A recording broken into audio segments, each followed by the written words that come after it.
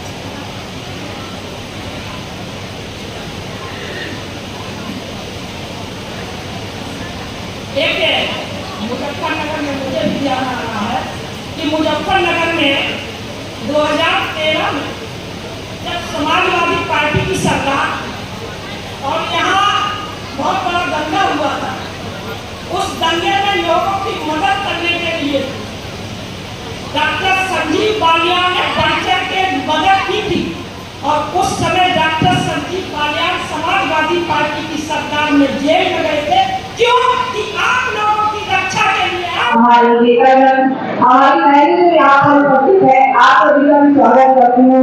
और मैं आपको हमारा जो इतना शुरू हुआ है आगामी 2-4 दिन से उसी बधाई देते हुए आप सभी को मैं नवरात्रों की भी बहुत बहुत शुभकामनाएं देना चाहती हूँ। भाई साहब की विशेष आग्रह से मैं आपके पीछे 2 बात रखना चाहती हूँ। मुझसे खुद सभी वक्ताओं ने बहुत अच्छे से विषय रखा है कि 2024 का चुनाव है और बहनों हम आदि हैं, आप नारी शक्ति हैं, आप माता हैं, आप बहन हैं, आप सर्वशक्ति हैं। तो मेरी आप लोगों से ये विनती है कि समय आप सुदूर है क्योंकि नवरात्रे चल रहे हैं। मेरी आप लोगों से यही प्रार्थना है कि 2024 के चुनाव में आप कर दिखाइए कि हमें कितनी शक्ति है, आप 50% है और आप जो विदेशी पाकिस्तान और बांग्लादेश जैसे राज्य भारत के अंदर घुसपैठियां भेजने का काम करते थे, भारत को आंख दिखाने का काम करते थे, इस देश के अंदर भारतीय जनता पार्टी की सरकार बनते ही, नरेंद्र भाई मोदी जी के प्रधानमंत्री बनते ही दोनों देश हाथ जोड़कर लाइन में लगकर खड़े हो गए और बहन की भीख भारत से मांगने लगे। इस देश का नाम अगर विश्व के अंदर ऊंचा करने का काम किया है तो भारतीय जनता पार्टी की सरकार ने किया। 2017 का उत्तर प्रदेश का चुनाव हुआ, उत्तर प्रदेश में भारतीय जनता पार्टी की सरकार बनी।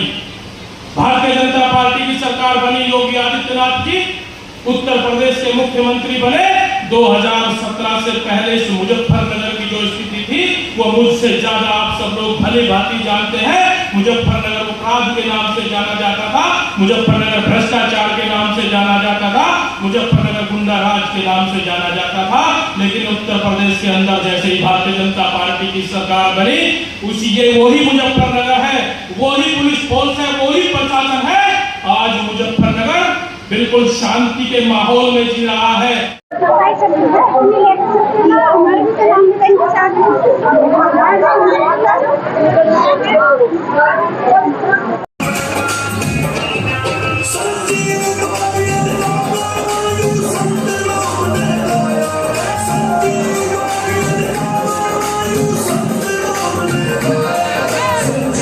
आज इस महिला मोर्चा के कार्यक्रम में हम लोगों के बीच में मुख्य अतिथि के रूप में उपस्थित भारतीय जनता पार्टी महिला मोर्चे की प्रदेश अध्यक्ष पहुंची थी आज भाजपा की, किस तरह की बैठक हुई, क्या चर्चा की गई? देखो, चुनावी माहौल है। प्रदेश अध्यक्ष पहुंची, महिला सम्मेलन था। महिलाओं को अपने हिसाब से अपनी भारतीय जनता पार्टी की जो भी गतिविधियां, जो उन्होंने विकास कार्य किए हैं, उनके बारे में अवगत कराया। जब अखिलेश यादव का बयान आया है कि पीडीए, एनडीए पे पीडीए भारी रहेगा, आज मुजफ्फरनगर में, मीरापुर में अखिलेश यादव आए भी है। कोई आओ, उनका अधिकार है। वो तो 19 तारीख और 4 जून पता चल जाएगा कौन भारी और कौन हलवा। आगे बोल। महिलाओं के क्या मुद्दे हैं इस चुनाव में? महिलाएं आज के टाइम पूरा समर्थन, पूरा अपार जो है सहयोग भारतीय जनता पार्टी को दे रही हैं, क्योंकि भारतीय जनता पार्टी ने महिलाओं को इतना मान और सम्मान और उनकी सुरक्षा, हर वर्ग, हर क्षेत्र में महिलाओं को के उत्थान के लिए काम किया है। तो महिलाएं चाहेंगी ऐसी सरकार बारंबार, अब की बार 400 पार। क्यों भाई? आधी आबादी का नारा दिया गया है महिलाओं को भाजपा की तरफ से, वो तो आप भी जानते होंगे। आपकी रिकमेंडेशन क्या कह रही है नहीं आधी आबादी है भाई। महिला सशक्तिकरण, महिला तो बहुत बड़ा मैनेजमेंट है। महिला तो हर फील्ड में अपना परचम लहरा रही है। तो मुझे पूरी उम्मीद है आने वाले समय में महिलाओं का एक बहुत बड़ा योगदान रहेगा। भारतीय जनता पार्टी के प्रत्याशी डॉक्टर संजीव कुमार बालान को यहाँ से चितवा कर भेजेंगे। यह तीसरी बार भारतीय जनता पार्टी के शीर्ष नेतृत्व वाली सरकार, मोदी जी हैट्रिक लगा के पीएम बनेंगे। भाजपा के बड़े बड़े नेता मुजफ्फरनगर में प्रचार के लिए आ चुका है, विपक्ष का कोई बड़ा नेता नहीं आया था। आज अखिलेश यादव आए हैं, कल मायावती आएंगी। हाँ तो भाई, अब अभी तो कह रहे कोई नहीं आया, वहां लग रहे हैं। हाँ, आने देना, उनका भी लोकतंत्र है। जो जिसकी पार्टी का आदमी लड़ रहा है वो आएंगे। हम अपने काम के आधार में भी नजर नहीं आ रहा है कहीं ना कहीं विपक्ष नहीं आ रहा है।